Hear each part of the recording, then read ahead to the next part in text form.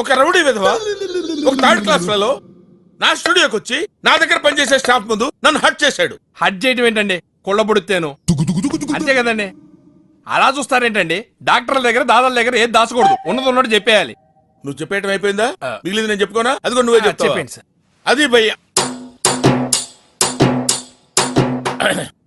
అది భయ్యా జరిగింది. దానికి నేనేం చేయాలి? మీ పవర్ చూపించాలి. నేనేదో నెంబర్ 1 మ్యూజిక్ డైరెక్టర్ అనే అప్లికేషన్ వద్దు. మార్కెట్ లో మీ రేట్ ఎలా ఉంటే అలా తీసుకోండి. వాడిని ఎలా కొట్టాలంటే నేను చెప్తాను సార్.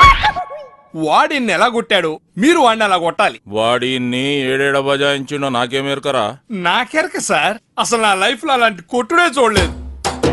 ఒక శివమణి జాస్ కొట్టినట్టు, ఒక జాకీర్ హుస్సేన్ తబలా కొట్టినట్టు, శంకర్ సినిమాకి ఏ రేమని వాయించినట్టు కొట్టుడు పాడించుడు, కొట్టుడు పాడించుడు.